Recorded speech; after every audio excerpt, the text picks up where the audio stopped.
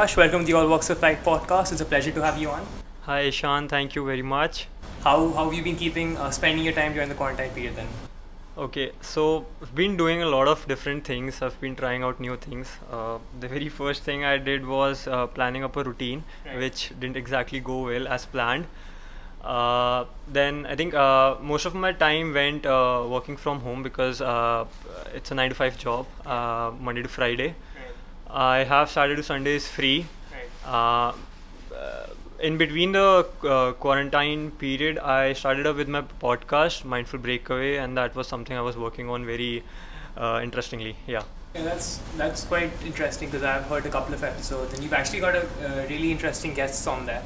So just for the viewers, maybe if you can give us a brief on let's say what your podcast is about and what you're trying to maybe try to get away from that podcast. Sure. So the reason why I wanted to start my podcast was very basic. I wanted to talk to people from different industries and just get their insights as to how their industries or professions have been impacted due to the COVID thing. So for the very first series, we named it as COVID the Flow, from Go with the Flow. Yeah. So we have got people from fitness, we've got people from insurance, study abroad. I mean, we've covered about 6 or 7 different industries, and we just ask them very basic questions in terms of how exactly has the profession or industry been impacted. So yeah. No, that's very interesting because I do something very similar here. Like I try to speak to people, let's say various different backgrounds, and that really helps me get different perspectives because that's what I feel is really important in this day and age. Because I think I've spoken to you about this off the podcast as well, like before we were starting off here, that I feel that there's really a real difference between traditional media and new media nowadays. I think that there's really a big craving for these sorts of conversations where we don't have a filter on us to say that, oh, we have some sort of, let's say, a political agenda, or Yeah. let's say there's a 6-minute slot and we have to put these news clips out there. So do you have any particular thoughts around that? So I think it also matters from what sort of a format we guys are operating in. I mean, if you compare us, the podcast we are doing, from someone who's very famous or someone who's very renowned, we might not have that filter, but those guys might have it because once you get onto that big of a stage, you also have to think about your audience.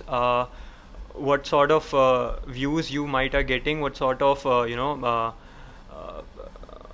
what sort of feedback you might as well receive. So those are some things you might as well want to look on, because there's a difference in format, as I mentioned. Yeah, I do understand that, but do you feel that, let's say, it becomes a little bit exhausting for us? Because when I go to Times Now, when I go to, let's say, the Republic, there is one sort of, let's say, streamline idea that they're trying to put forward. And for, let's say, okay, maybe I am aware that, let's say, I have to take, let's say, a broader approach, so whatever these media channels are putting out isn't the only truth that's there. Or oftentimes it's not even a truth, if I may put it that way. So I have to look at different sources of and try to maybe gauge my opinion. But do you feel it becomes harmful after a point? Because let's say my grandfather, maybe he isn't going to be willing to, let's say, go and fetch different sorts of media sources and try to understand what is real and what is not. And he may go to, say, let's say, the Times of India, which comes in every morning to him, and say that that's the actual truth because it's from a published and renowned newspaper publication. So do you think it's harmful in that way, that it may, let's say, it's just being disingenuous in that sense? So I'll just give you a very small example from my life itself. When I completed my 12th standard, I was preparing for all of these entrance exams that we have here in India. Yeah. So I was staying at my aunt's place because I mean, she's a Delhi University professor, and we thought it'll be better. My family thought it'll be better for me to stay over there and prepare for those exams. So we do not exactly have a tradition at my place to watch news every day, Right. but at my aunt's place there was a tradition at 8 p.m. 8 p.m. or 9 p.m. At Times Now, it was about 3 or 4 years back. Right. We used to have this very renowned journalist, Arnab Goswami, at Times Now. Of course. And my uncle used to, predominantly sort of force us to make sure that we keep watching his news channel, because the way he sort of talked and the way he sort of expressed his views, that's something he wanted me to learn. Okay, but now 4 years ahead or 5 years ahead, today at present, the scenario is completely changed. You very rightly mentioned that there isn't just one source of media or news that you can catch up from. You need to verify things from variety of different sources. I mean, you have social media, you have newspapers, and in terms of maybe when we talk about views, particularly when we're talking about news channels, there is something to be noted, that why is it all the news channels on TV are saying all the things in one direction, while once you go on YouTube or maybe other sources of news where people are expressing their political views, they are in completely opposite direction. So I wouldn't exactly comment who's right or who's wrong, but there's definitely a difference. I mean, I wouldn't say that, let's say, traditional media is all right, wrong, because I think there's a lot of things we can learn from there. I mean, you spoke about Arnav Goswami. I think he's a very articulate man. However, maybe you disagree with his views or whatever he may come about and say on his platform, but he's really articulate, and that maybe gets to some people who may think that, oh yeah, he's talking in such a good way, he's showing such strong emotions, maybe he is speaking the truth. And I think that's what we fall into. And when you talk about, let's say, platforms such as YouTube or Twitter, which are considered new media platforms where people can, let's say, to some extent express themselves, where there isn't a sort of filter on them. But who is to say our opinion's right? I mean, this is something I often talk about, is that however radical another person's view is, we always have to entertain it, because if we don't, then we will sort of compromise in society. So that's sort of my understanding of it. But looking at YouTube, I think that's very interesting, because I'm not sure if you've heard about this, but YouTube also has started filtering, let's say, whatever they're trying to put out. So I think I've mentioned this on the podcast with another guest, so I'm sorry if I'm repeating this, but there was, the whole pandemic situation currently, they said that no other doctor or medical professional can give out any views on his or her YouTube channel if they aren't aligned to WHO regulations. And that, in my eyes, is wrong. And I'll tell you why. I feel that the WHO, first of all, came out and said that they aren't willing to comment on the China-Taiwan situation. So they didn't blatantly want to say, because you can understand there's sort of an agenda there. So when you're putting it forward that only the WHO's views will count, whereas there is obviously a Chinese agenda there, how can we as a general public trust that, right? So I feel there is an agenda to everything. It's just that we have to understand, let's say, a more balanced approach to how we look at things. So in terms of what you mentioned of WHO saying what views they have for the pandemic might not really align with what other doctors have. So it's both ways, they might have an agenda. It might be as well for the safety of people, because we have a lot of these experts, gurus, who have their all opinions on everything. So I mean, in order to save the public from those sort of opinions or views, there needs to be some sort of regulation. But at the same point in time, completely abandoning all those professional doctors who have who actually have some sort of knowledge.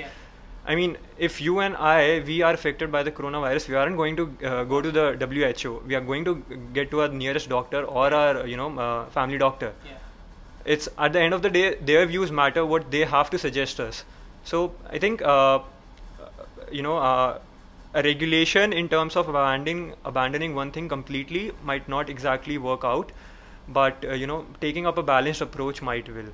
Yeah, I mean, that's the whole thing, as I mentioned as well, like looking at both sides and then trying to make your own opinion on what is correct and what is wrong. But yeah, I mean, that's the whole thing, that if you don't welcome the other side to speak, then you are losing out, however, as I mentioned, however radical that might be.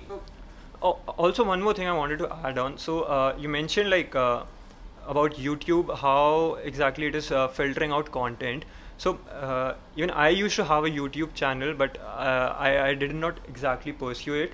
But I still try to keep myself updated and how exactly YouTube tries to filter out and what algorithms it tries to run. So I had a guest on my channel as well. He was a YouTuber, big guy YouTuber. And he talked about what algorithms YouTube was running because of which his content wasn't exactly coming on top of YouTube in comparison to the other content. So this guy, he talks about he goes into different streets and talks about variety of food stuff. Okay, and at that point in time during the quarantine period, his stuff wasn't getting promoted in comparison to the how to make stuff, how to cooking videos were getting promoted.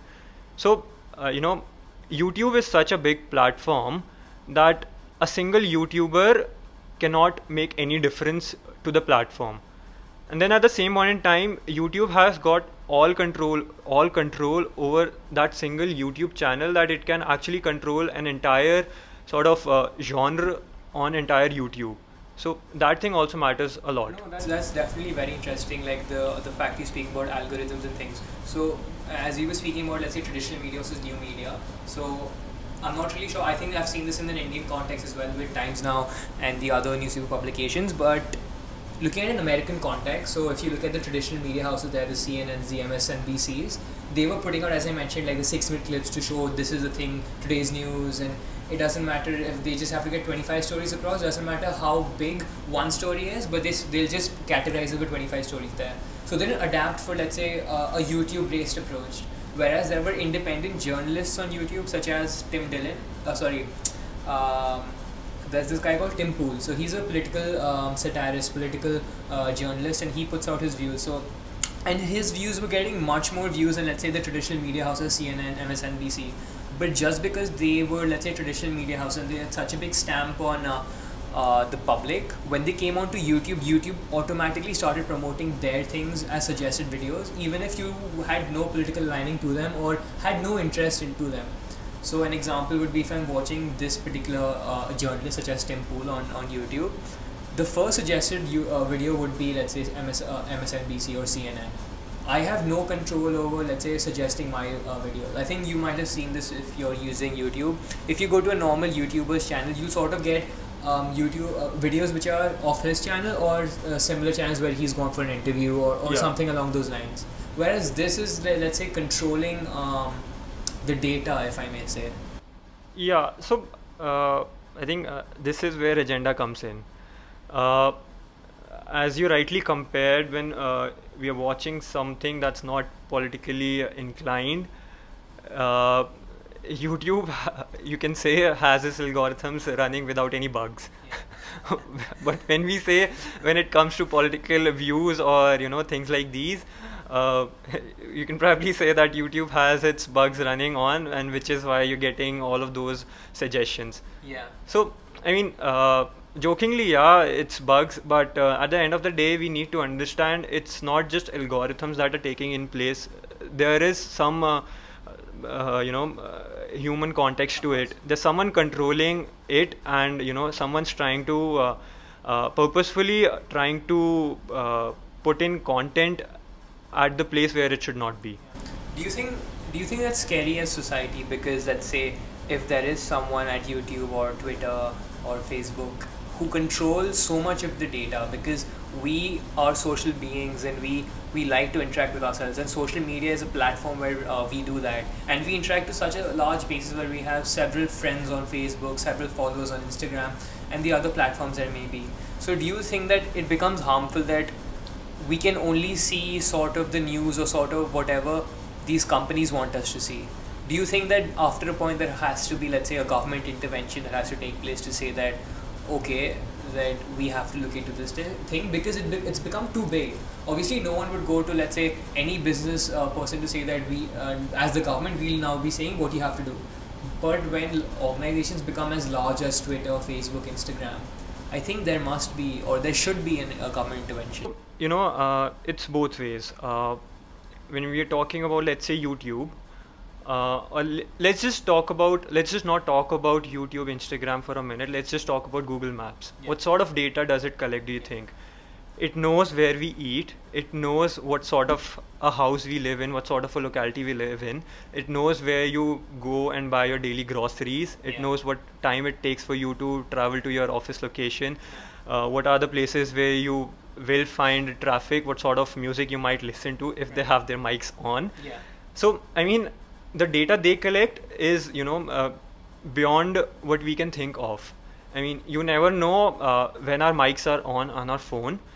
A lot of times I've pointed out it to my mother that when you and I are conversing about any product, you will definitely receive an ad of it on your Instagram. So there's definitely something going on with the data that's ours, that belongs to us, but these companies are using it. Now, when you talk about a government regulation in place, see, a government regulation in place cannot do much unless and until the people who the data belongs to have proper knowledge about it. Yeah. What sort of data the phone has access to, Yeah. what sort of implications that data can do, what sort of changes in their daily behavior or buying decisions this data can make. Yeah. I mean, there's a particular link on Google. I don't exactly remember the link, but if you click on that link, it'll show you what different apps you have and what sort of different datas these apps are collecting. So they know you are single or married, they know what age you are, they know what nationality you are. I mean, it's a full list of data that they have about you, and it's open. Okay, I mean, you have access to it. Obviously, Google has it too. Okay, so definitely there is a need for some regulatory body to have a regulation, because you cannot expect the entire population to have that sort of knowledge. So I mean, it's both ways, both from the consumers end and as well from a regulatory body's end. I think, as you touched upon, that let's say there has to be a sort of knowledge that, let's say, a common man must have, that when we are agreeing to the terms and conditions of these applications, when we first install them, we don't even read a couple of lines, we just click away to start using the application. I think it has to be more widespread, or people have to understand it more. I'm not sure what, let's say, steps we can take to do that. I mean, a very I don't know, it might be a very political thing to talk about it, but we can see similar things with the Arogya Setu app. I mean, there are places in this country where it's become mandatory to have it, and in my clear eyes, I don't think that a government should operate that way. I don't see any difference in what we may have to South Korea or what we may have to China in that sense. If the government is streamlining everything that they want to see through this applications, I don't have it on my phone, and yet people ask me about it. I tell them it's not necessary that I need to install it on my iPhone or phone. So I think I don't know how to go about it. I mean, do you have any particular thoughts about the Arogya Setu app? Because let's say, I'm not sure if you've heard about this, but if you go onto the application, there are a set of businesses which get promoted constantly. Okay. And there are a couple of political journalists who pointed out that these were one of the few businesses who promoted a lot of money towards, let's say, PM Cares or something along those lines, and they are being constantly promoted on that application. I mean, to what extent then do you think that it is, as you said, harmful? And even, let's say, when a government is doing it at such a large scale, does it become our responsibility as citizens of this country to go out on the streets and say that no, this is wrong and we cannot continue with it? Again, I cannot exactly take a very black and white stance on this. Okay, like as I mentioned previously, there needs to be a balanced approach. This might be a first step towards that balanced approach. I'll tell you why. Okay, so imagine a grandparent who's maybe 60 or 70 years old, who did not have access to technology in his time. Okay, and very recently he's got his mobile phone, and he just knows how to use it, but not in the depths we know it. Okay, now for someone who's belonging to that part of population, how do you think it is important, how do you think would be the way of communicating to him what is going on with respect to COVID? Okay, I mean, there's no one to tell him that if you are opting for one source, that source is wrong, because he does not really have access to the other source. Okay, so and in terms of when we say particularly talk about Arogya Setu app, this app in itself is being launched by someone who has a big branding in the entire country. Okay, so when this person launches this app, it's made sure that this app is made a part of every household. Okay, now you and I, we know how exactly our datas are being collected and how adversely it might really affect us. And that's the reason why you and I are picking up that point. But someone who is again belonging to that elderly population might not even think about it. Right. Okay, so there should be someone who is regulating that thing, because I mean, let's say whenever you install any app on your Android phone or maybe an iPhone, it asks you, let's say you have to put up a DP, okay, a display picture. Yeah. It asks you, can we access your media files? Okay, Yeah. you say yes, okay, but then how do you ensure that for how long are they accessing it? Yeah. Once you get our display picture, then stop accessing it, okay, but they don't, okay. So these are some things that needs to be taken into account. Right. No, I mean, I don't. Yeah, I mean, when you talk about an elderly population, I think that's true to some extent. It's not just about the elderly population. Yeah, I think in a younger generation as well, people see. I think there are two things when you look at it. I think that firstly, yes, there are people who aren't aware of these things. I think there is a large population of that who aren't, let's say, as affluent as maybe the both of us, who haven't had, let's say, an education. They've been, let's say, farmers or menial workers.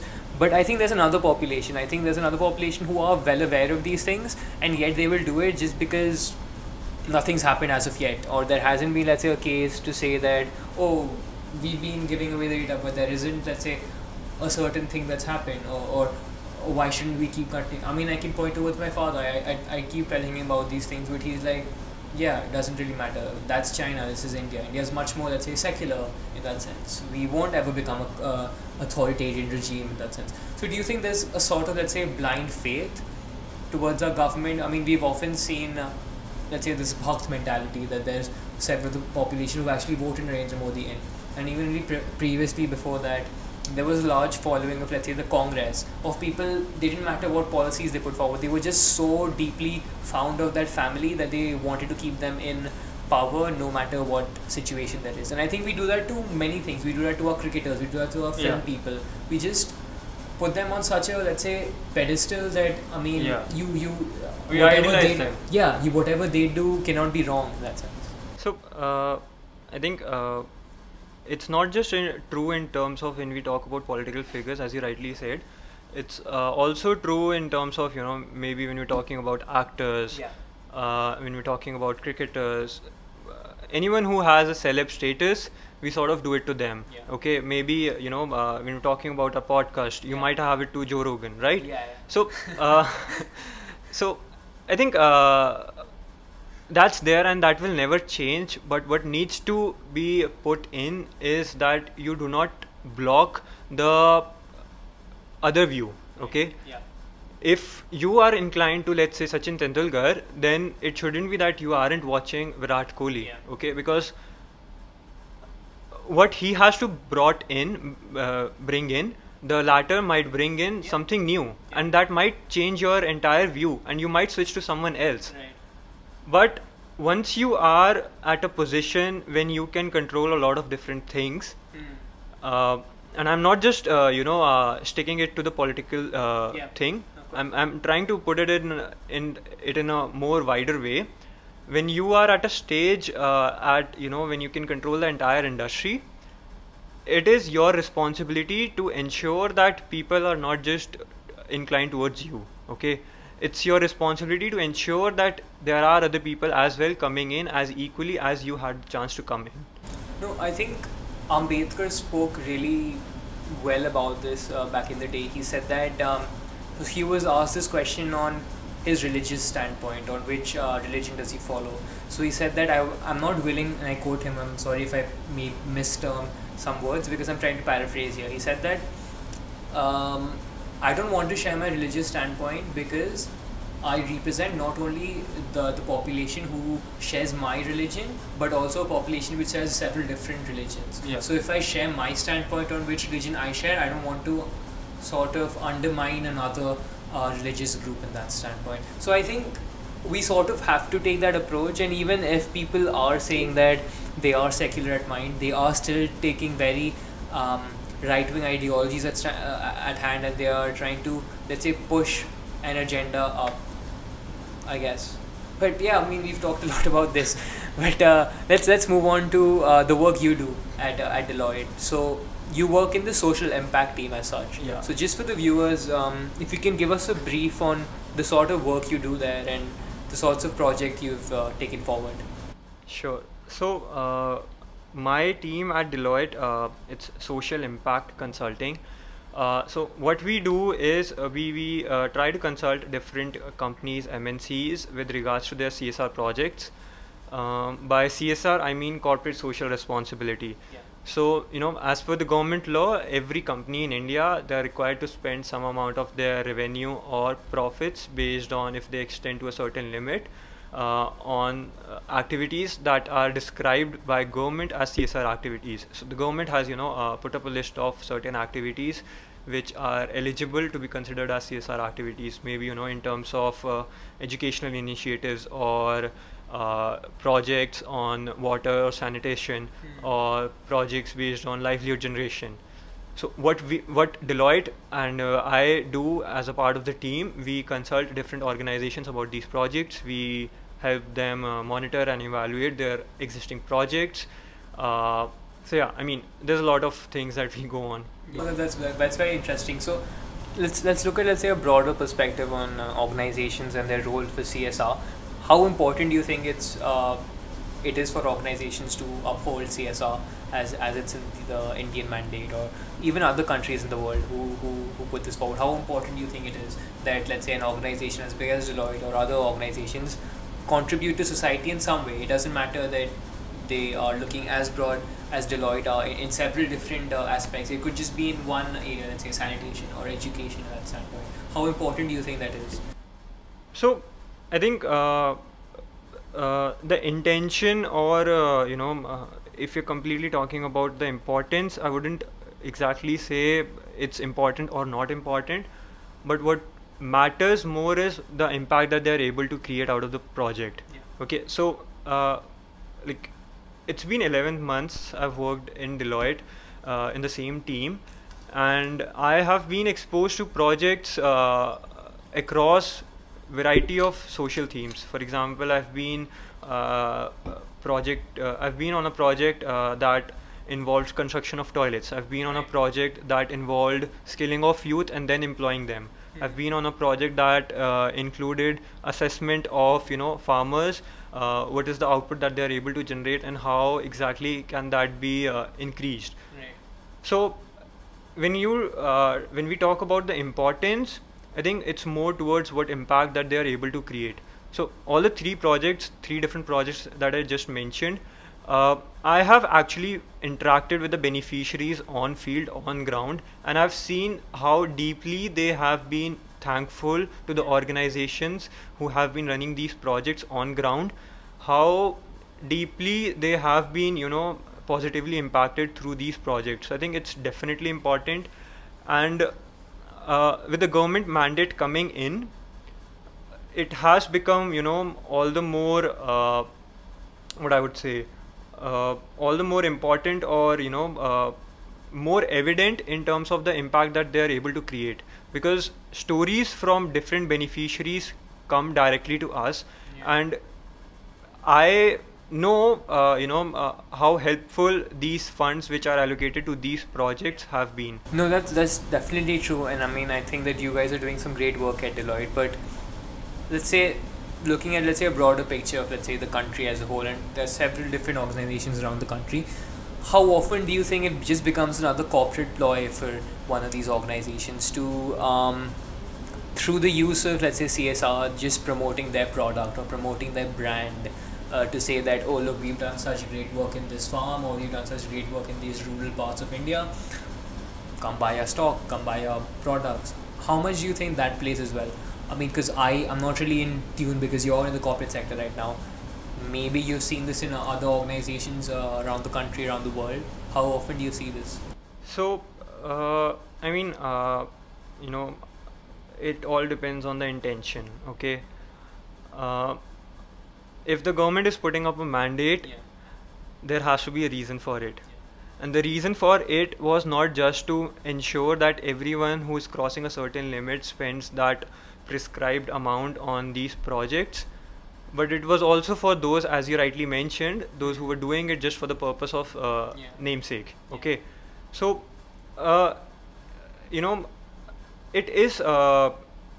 There's no doubt that there aren't examples of people like these, corporations like these. There are plenty of them, but bringing in a certain mandate wouldn't exactly change those things, you know, unless and until you are there on the ground, you have seen people talk about their stories, you can't bring in that intention. Okay, so I think what goes forward is, with time, as you know, people in more managerial roles or leadership positions change, things might improve with respect to certain organizations, as we're talking about. So yeah.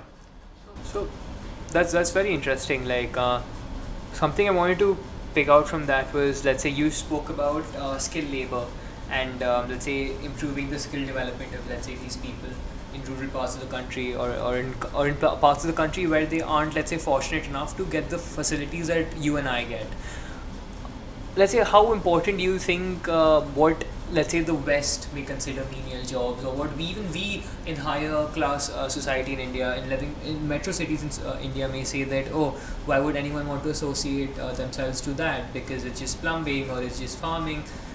How important do you think that is? Because we've seen this through the Prime Minister speaking about Make in India, and we've seen this in the US as well.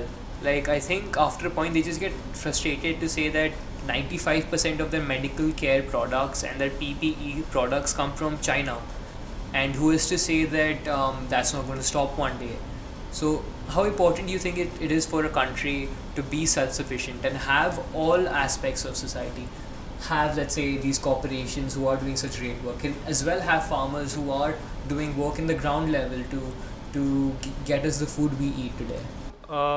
You know, when we talk about comparing our productivity, or in terms of, you know, the output we are able to generate from China, or, you know, maybe from the West, I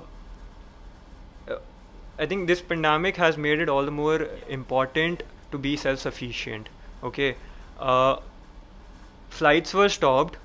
Not only the pandemic, you see the current boycott China that's going on. Yeah.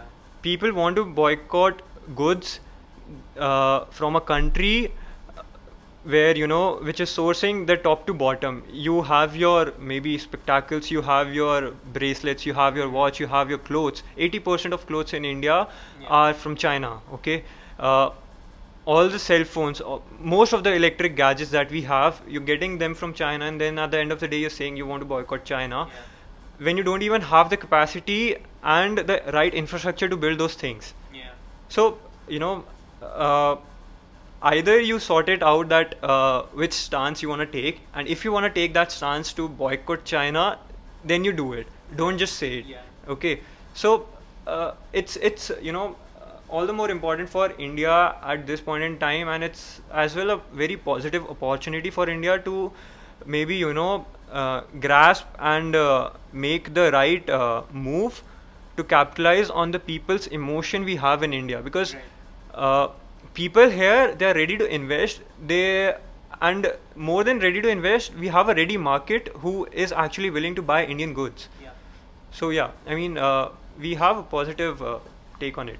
That's very interesting, because you speak about this aspect of, let's say, boycott China, and one of the very funny things I saw, I'm not sure if it's actually true or if it's just a meme, but they said that in the Ladakh region where the Chinese trying to get in, the Chinese have already started making boycott China t-shirts from themselves.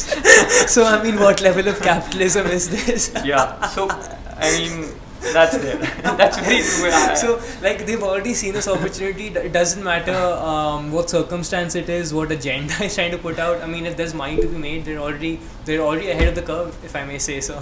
Yeah. So you know, my dad, a part of his business involves dealing with people from China. Okay, and so when this news came in that, you know, these 59 apps, Chinese apps, would be banned, a part of it was WeChat as well. And most of the communication, I think, most of it, almost 100% of the communication that takes place between India and China, if you're talking about tradesmen, it's through WeChat. Okay, that's their Facebook, WhatsApp, that's their everything. Okay, so when the news came in, my dad just opens up his WeChat and asks me to, Akash, just take a backup, because just to ensure that all the bills and everything that's intact. And once I open his app, so there's a particular section where you can see what people are updating about. So we have all these Chinese people, they are updating that, this is my WhatsApp number, this is my email ID. In case WeChat switches off, you can contact us here. So I mean,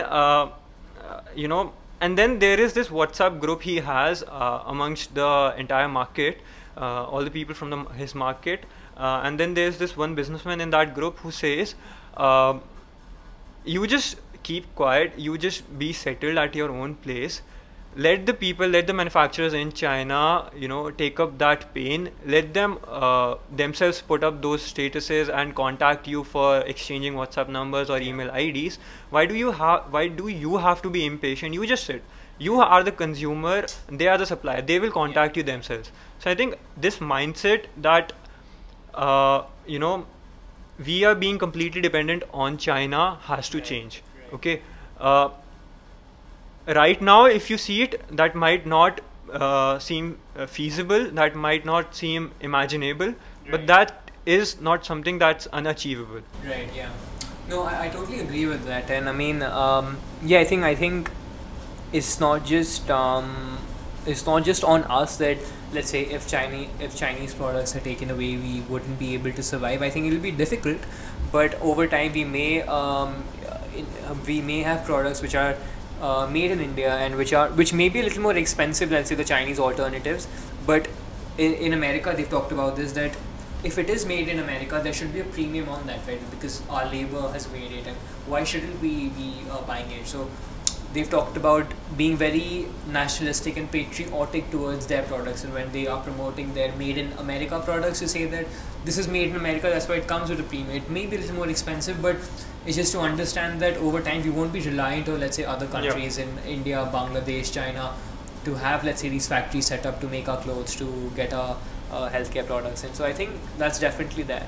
But just to pick on, let's say, that thing on WhatsApp and how China, I think I go to university in the UK basically, and I have a couple of Chinese friends there as well. So they say that they basically have every alternative to what the West has or what everyone else in the world has to, let's say, Instagram or Facebook or Twitter. In that sense, they have a Chinese alternative to that. And I mean, I don't know, because so they don't have Google as well. They have like a Chinese alternative to Google, and when you search something, just because it's coming through the government, everything is streamlined. So I mean, that's why, and they aren't even allowed to say anything wrong about their government. So I mean, I don't know where I'm going with this, but very recent example. So I was just surfing on YouTube, and there's this one YouTube channel, I'm forgetting the name.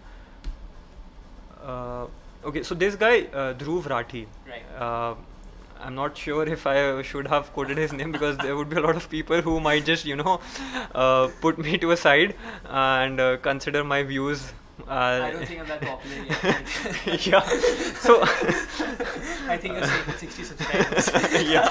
yeah. So this guy, he just very recently posted a video as to how things are taking up in Hong Kong. And he was talking about a law which has recently come in place, wherein the government can decide whatever it takes as national or anti-national. So he was just quoting an example that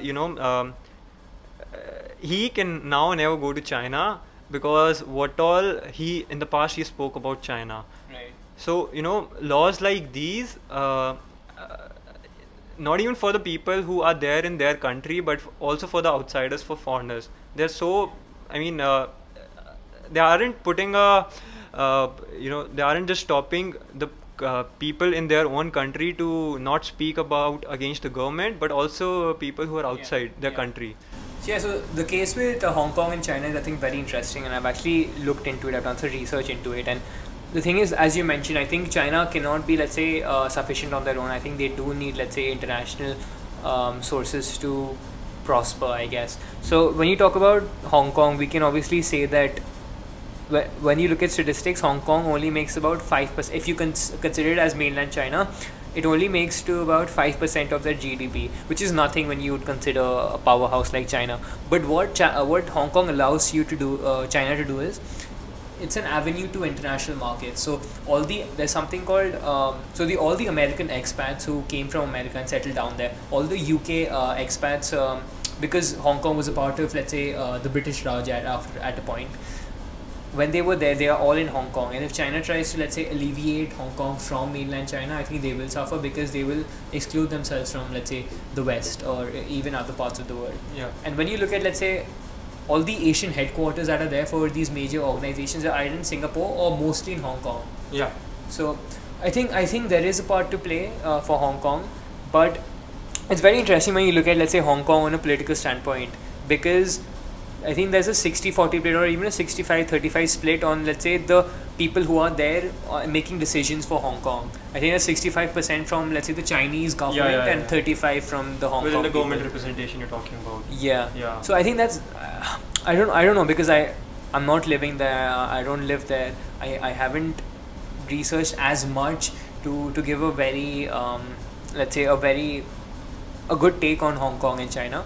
But I don't know, man. I think that, okay, just to take the example of the police situation there, obviously everyone understands that there's so many riots that are happening in Hong Kong, so many people on the streets trying to protest and things like that, and there are police are being understaffed, because police are also Hong Kong nationals, and they also believe for Hong Kong's independence, but they also have this duty to say that I am a policeman though.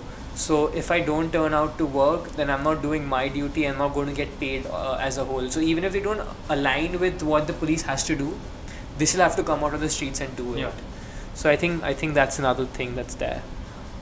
Let's look at the education part of your journey. So you volunteered at Teach for India, which I think is a really good organization when it comes to trying to bring education initiatives to the rural parts of India and parts of India which aren't touched by many in this country.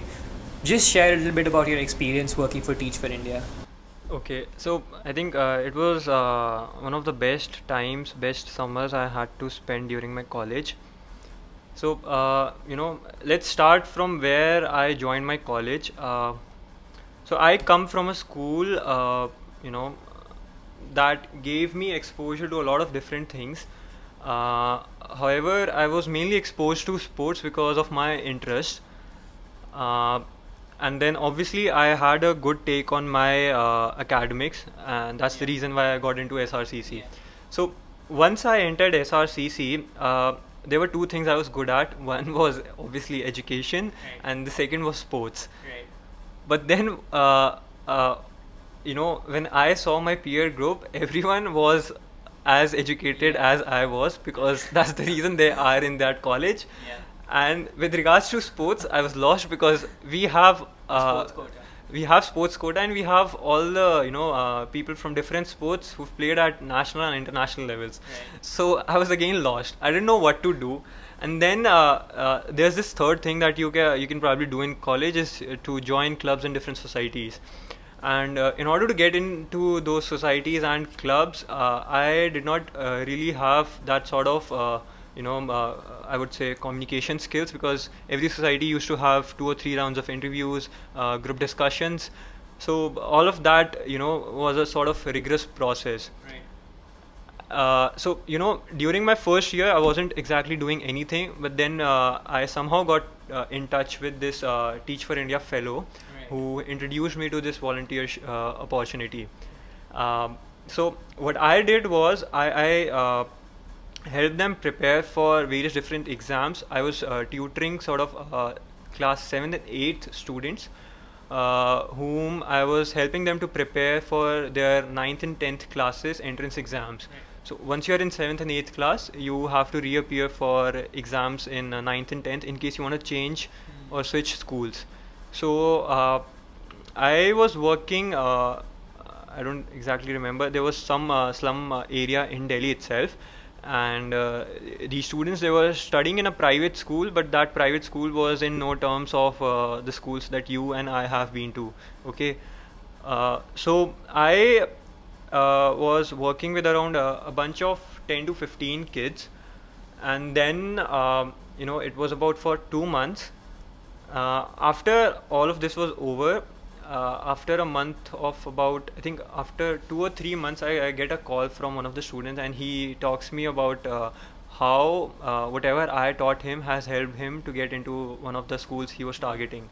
So I think again, like as I mentioned previously, when we're talking about CSR projects, when you're able to see the impact on ground, you are really looking forward to making more such impact, and your intention from within gets ignited.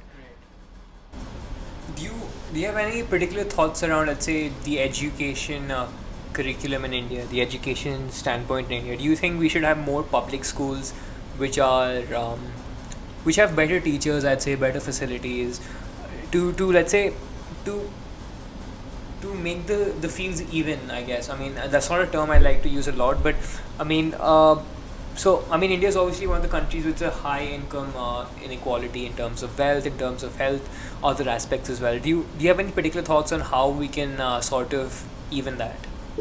So, I mean, if you're talking about education, it's not just income or other things or wealth where we have a disparity.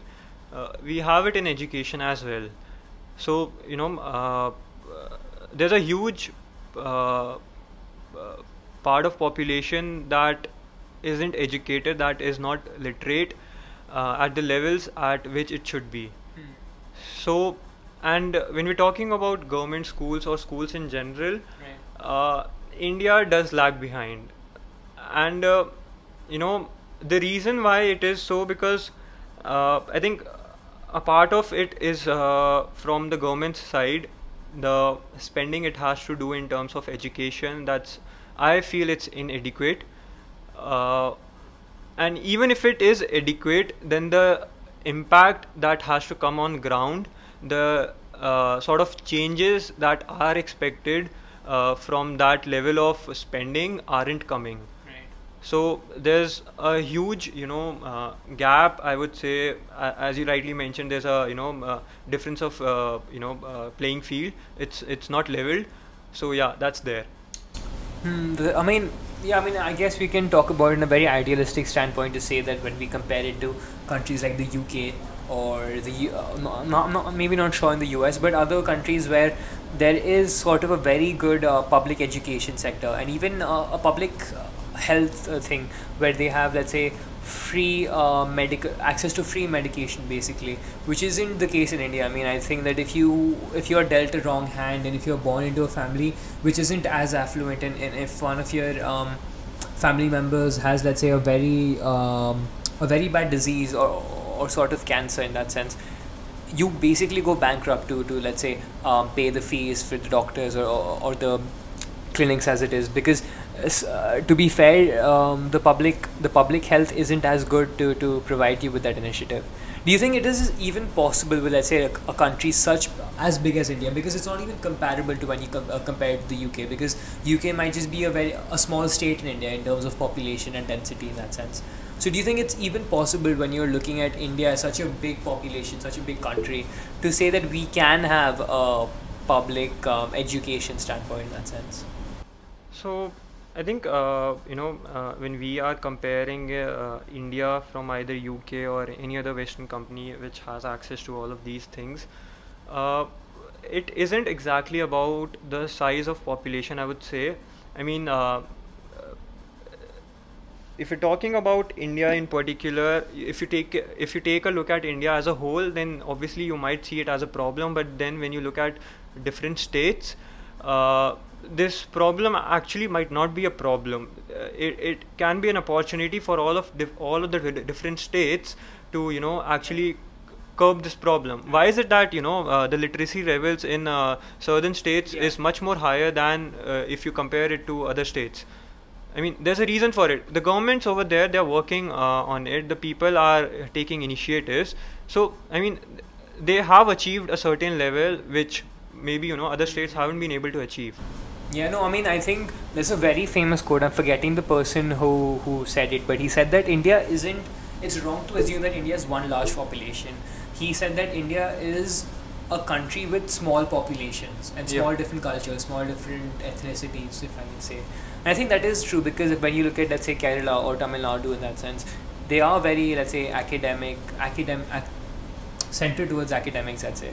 So yeah, I mean, maybe going towards, let's say, a statewide approach where we give enough power to the state governments to say that, okay, go on the ground and try to enforce a strategy you may think is correct.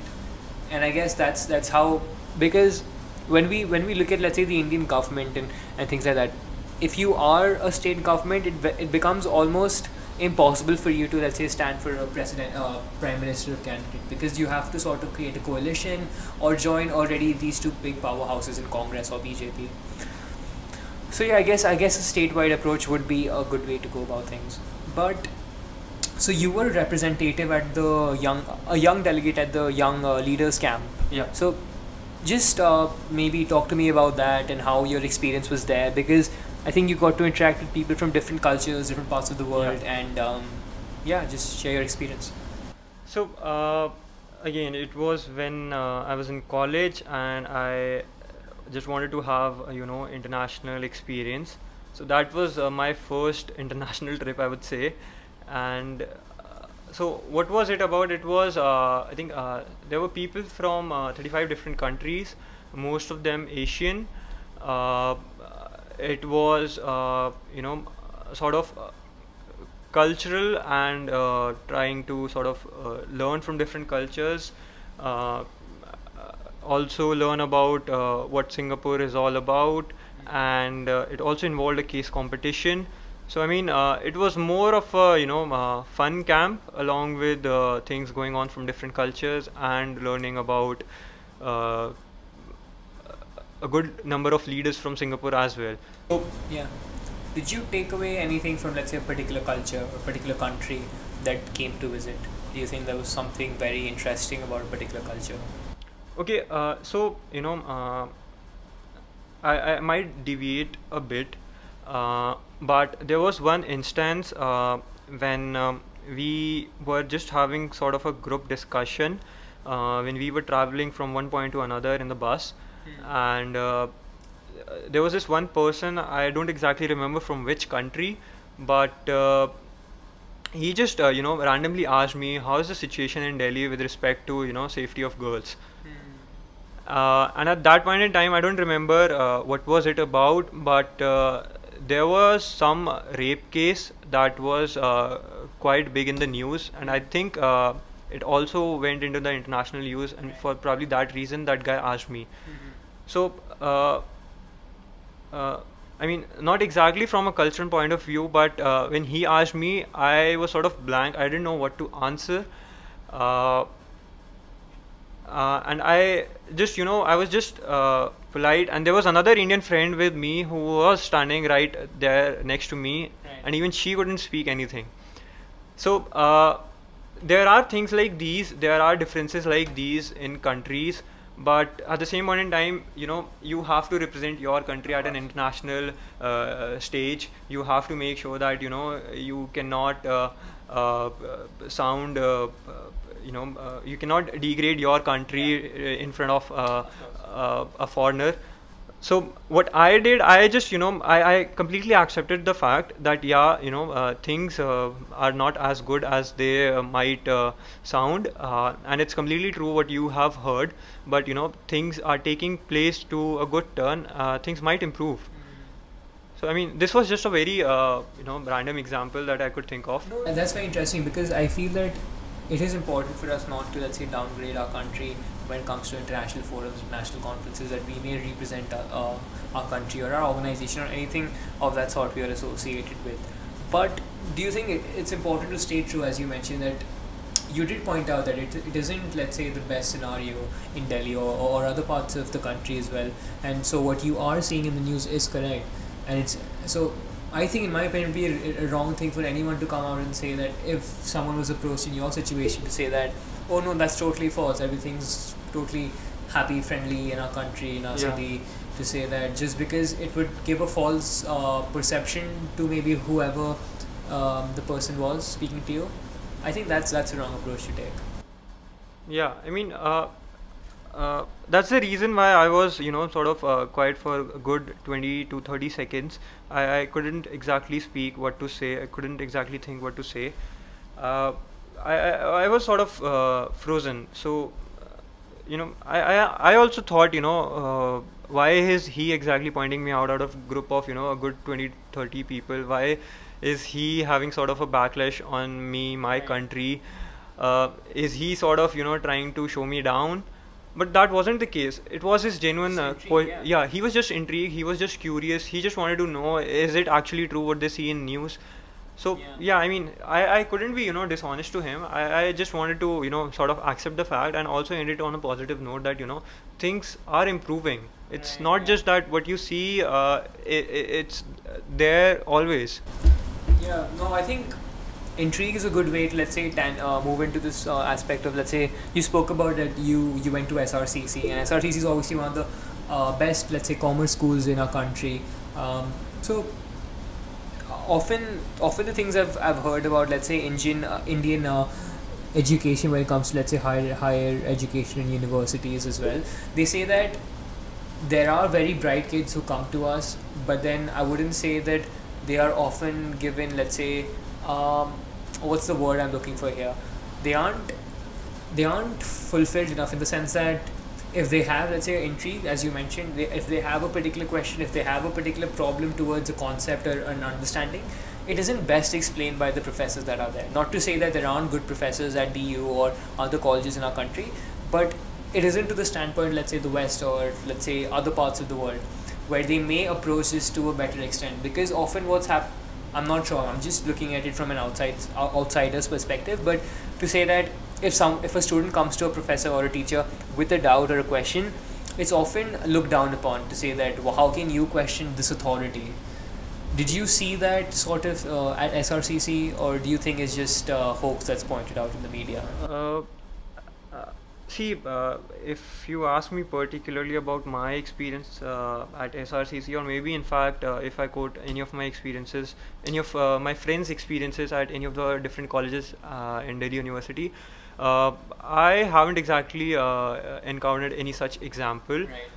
Uh, you know, I think it depends from what sort of university you are in. I mean, not exactly university to be particular, but maybe, there are, if there's something good, then there's obviously something bad. Right. Okay. If there is a professor, you're saying he's the best professor, then there is a professor who is good, and then there's also a professor who's bad. Right. So, I mean, it completely depends on what professor is teaching you, maybe. So, I mean, yeah, it completely varies. So, like, let's say I study in the UK, so I'm studying abroad in that sense. And you've actually spoken to someone who actually is a counselor and deals with students who are willing to maybe go abroad for education, or still contemplating the decision. So, what were your takeaways from that, let's say, conversation you had? I'm forgetting the name of the person, so feel free to mention his name. And yeah, what are your thoughts on, let's say, studying abroad and studying in India? Okay, so I talked to this guy, Jitin Chawla, Mr. Yeah. Jitin Chawla, and we had a very nice conversation with regards to what are the current opportunities in terms of study abroad. Is it a good time to go abroad and take up a course at this point in time? Considering a huge chunk of population that goes abroad for higher education has the purpose of getting employed over there. Yeah. And with regards to the current situation, the employment Yeah. opportunities are sort of Yeah. not in the right place. Maybe they're decreasing, or you might not exactly get the opportunity you are looking forward to. So, you know, the answer I got to this question was, uh, it completely depends on how you are able to cope up with the situation. If you are able to learn their language, if you are able to immerse with the people of that country, there's no one to stop you from getting that sort of opportunity. Right. So, if you're talking about, and then there are also there are also sort of people who want to go abroad just to experience things over there, just to, make friends, not just make friends, but also, have the experience of living in a different country, learning new cultures. now if you see from that standpoint, it might not actually be feasible, because a lot of universities are trying to put out their curriculum through online mode. You know, why would I pay such a huge amount just to see a professor on a Zoom call delivering me those lectures, which I can probably get from abundant of different sources. Yeah. So it completely depends on what are your specific priorities, goals. What are your purposes of going abroad to study? Okay, so I talked to this guy, Jitin Chawla, Mr. Yeah. Jitin Chawla, and we had a very nice conversation with regards to what are the current opportunities in terms of study abroad. Is it a good time to go abroad and take up a course at this point in time? Considering a huge chunk of population that goes abroad for higher education has the purpose of getting employed over there, Yeah. and with regards to the current situation, the employment Yeah. opportunities are sort of Yeah. not in the right place. Maybe they're decreasing, or you might not exactly get the opportunity you Of are course. looking forward to. So the answer I got to this question was, it completely depends on how you are able to cope up with the situation. If you are able to learn their language, if you are able to immerse with the people of that country, there's no one to stop you from getting that sort of opportunity. Right. So if you're talking about, and then there are also people. There are also sort of people who want to go abroad just to experience things over there. Just to make friends. Not just make friends, but also have the experience of living in a different country, learning new cultures. Now, if you see from that standpoint, it might not actually be feasible, because a lot of universities are trying to put out their curriculum through online mode. Why would I pay such a huge amount just to see a professor on a Zoom call Of course. delivering me those lectures, which I can probably get from abundant of different sources. Yeah.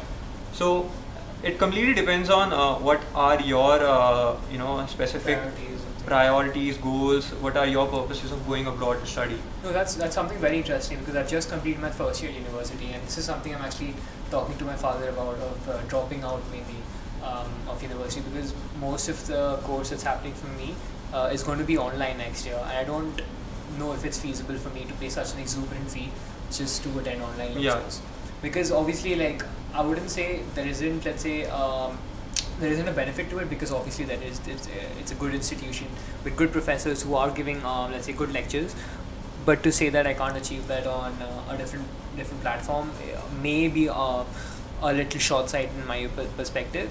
Another thing is that because I am pursuing, let's say, a coaching degree, a physical education degree, which is very hands-on, you have to be out there on the field and try to get stats like that and labs like that. So it may not be feasible for me. So it's definitely something I'm considering. But why do you think, let's say, there is still this hunger for Indian students to, let's say, go abroad? So there are obviously many who go abroad for their undergrads, and if they get a good if they get good opportunities there, they maybe just settle down there, get employment there, things like that, or come back and try their luck here. But there are also who try to get into, let's say, the IITs, and if they get a good package, or if they get a good let's say, placement in a university in the US or in the UK or in Europe, they try to go there, and the Prime Minister sort of termed this as brain drain. Yeah. Do you what are your thoughts around this topic? I think, again, it depends on the purpose you are going for. So, I mean, let's say you want to pursue something that's not as, in terms of the opportunities available for that thing, for that particular course, they aren't as good as in India in comparison to some other country. Then it's definitely feasible. Definitely makes more sense to go over there and study. But when you say that you wanna just go abroad for the sake of it, for the name of it, and maybe experience things, I think who am I to stop them anyways? Definitely go out, take that experience, experience that new culture, experience those new things.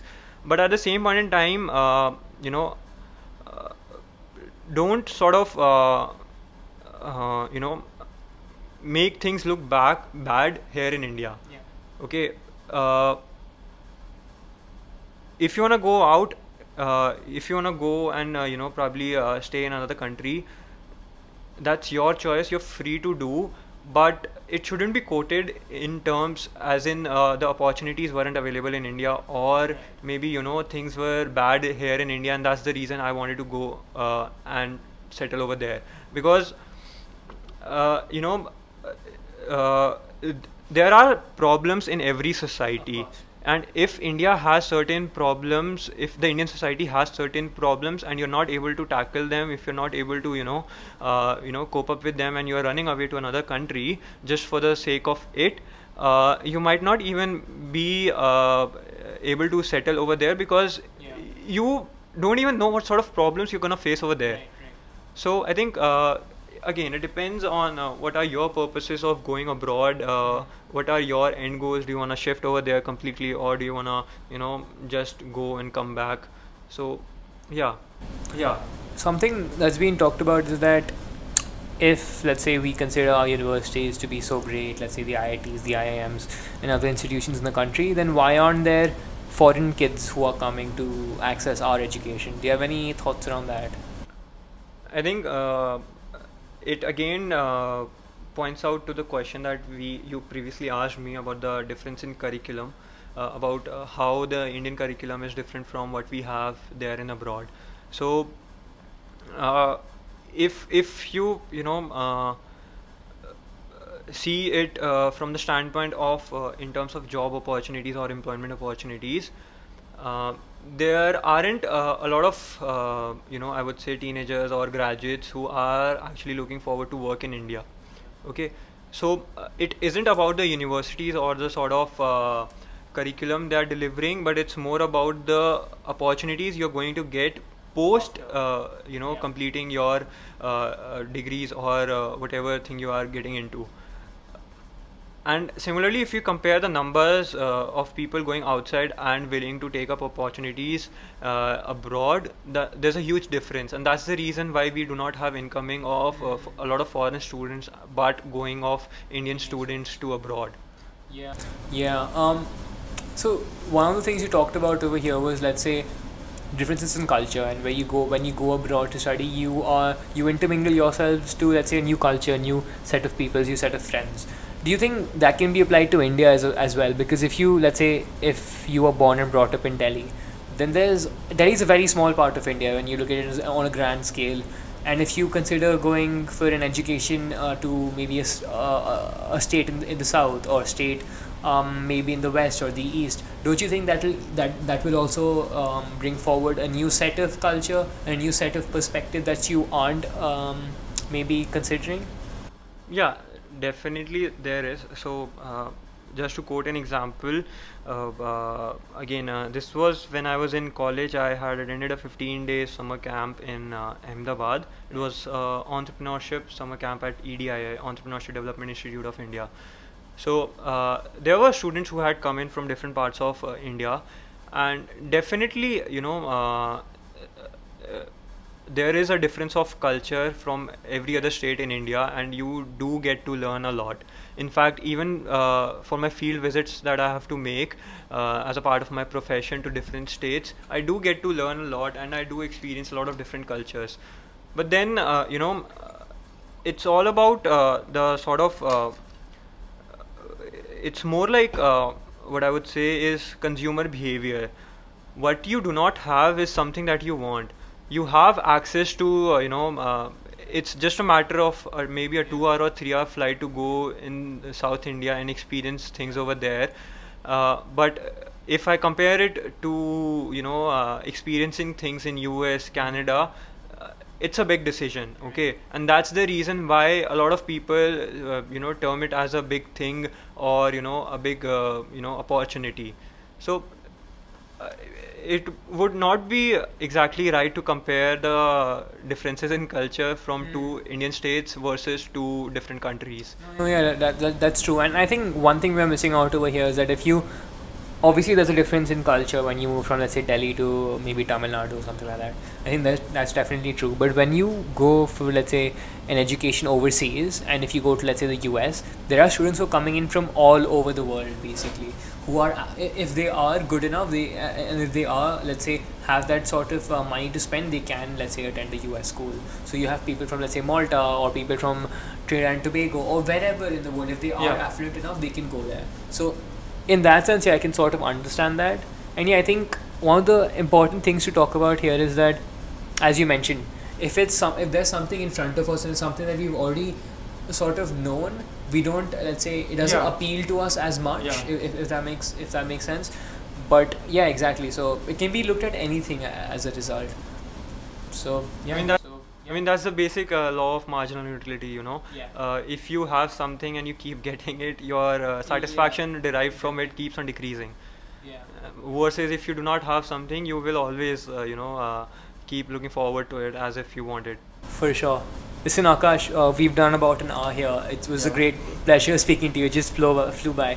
I mean, just anything for the viewers, where they can find you, your podcast, where they can hear from you. Feel free to quote anything. Sure. So my podcast, it's available on 3 different platforms: Spotify, Google Podcast, Apple Podcasts, and you can find more about the podcast on our LinkedIn page, Mindful Breakaway. We keep on posting different stuff over there. All the links to the podcast can be accessible from there. Listen, Akash, it was a pleasure speaking to you. I hope we can do this sometime again. Thanks for coming on. Thank you, Ishan.